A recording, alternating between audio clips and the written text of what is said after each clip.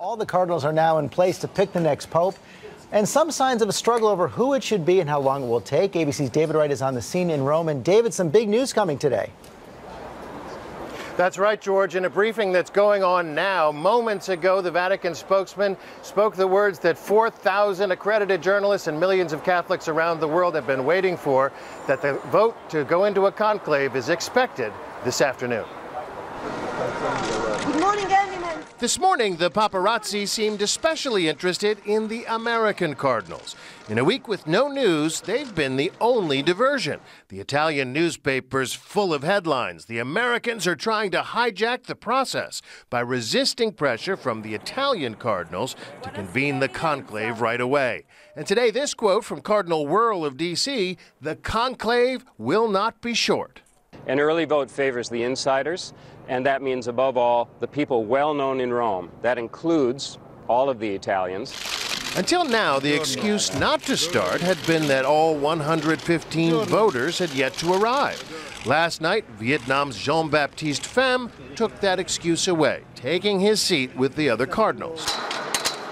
The other excuse, that the Sistine Chapel wasn't ready.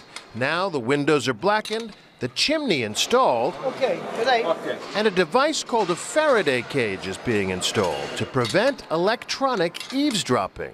There's nothing in the Constitution that says that they can't meet on weekends, so they could possibly meet on Saturday. So the big news, we're looking forward to the possible beginning of the conclave.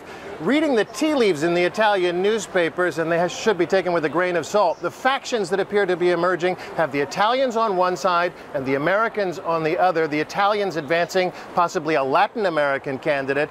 The Americans arguing that the church needs a new sheriff, and that sheriff could be Timothy Dolan, Sean O'Malley, or Mark Willett of Canada. George? Okay, the struggle has already begun, but what exactly will happen once the date for the conclave is announced? Well, according to the Constitution, a couple things have to happen. They have to set a mass, a special mass for the election of a pope.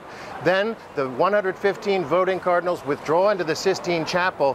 For the duration of the conclave, they will be living in a place called Santa Marta House. That's a Vatican dormitory, not plush accommodations, but fairly comfortable. George?